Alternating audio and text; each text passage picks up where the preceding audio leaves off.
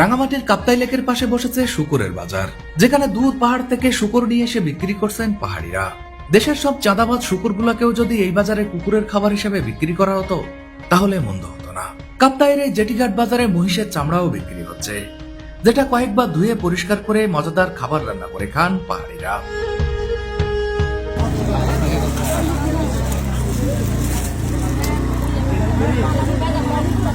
হ্যাঁ ভুবন বিলাস, অনেক ভালো লাগলো। এটা কি দিয়ে রান্না করবে? নাপ্পি দিয়ে রান্না করবেন? এটা তো মাংস, মাংসতেও কি নাপ্পি দিবেন? এটা তো এক ধরনের মাংস না?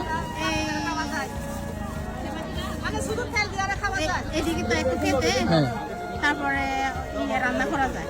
এটা তো অনেক সময় সাপেক্ষ ব্যাপার। না, বেশি সময় লাগে না। এইদিকে মুখটা কাটলে এইদিকে শুষলে মাংসটা বাইরে হয়ে আসে। শুষলে মাংসটা বেরিয়ে আসে। আপনার বাসা কোথায়? আমার বাসা এখানে আচ্ছা। রাঙামাটি, ওই চেয়ারম্যান পাড়া। আচ্ছা আচ্ছা, আমার ভিডিও দেখেন না? হ্যাঁ। অনেক ধন্যবাদ দিদি। আপনার এটার টাকাটা আমি দিই। না, আপনি আমার ফলোয়ার, তাই আপনাকে একটু গিফট করলাম। আমি দিছি টাকা, আমি দিছি। আচ্ছা আচ্ছা, ঠিক আছে, দেখাই ভালো লাগলো। ঠিক আছে। বিন্নি এক ধরনের পাহাড়ি ধানের চাউল, যেটা দিয়ে পায়েস কিংবা পিঠা তৈরি করলে খেতে দারুণ লাগে। তোরা তো কাটিনি। তোরা কি আরে? আরে কথা দিতে না। আচ্ছা, ছুরি খাইলে তো কাটিয়ে রাখো তো বড়।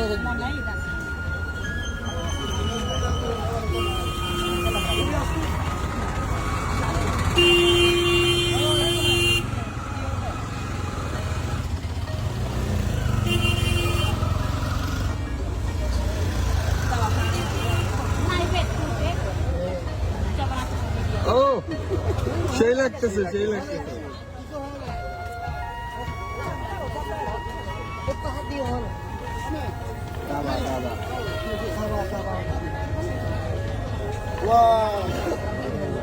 শাকসবজির জন্য পাহাড় সবসময় আলাদা একটি জায়গা।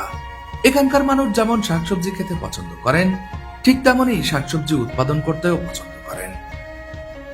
পাহাড়ে পেটের ক্ষুধা নিবারণের জন্য নিজেকেই সবসময় কাজ করতে হয়। এসব পাহাড়ি বাজারে অনেক বৃদ্ধাকে দেখতে পাবেন, যারা সমতলে হলে হয়তো হাঁটা চলাই করতে পারত না। তবে এখানে ঘটনা একেবারেই ভিন্ন।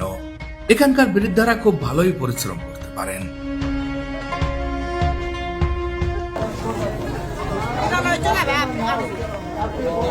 কয় টাকা এটা? কয় টাকা?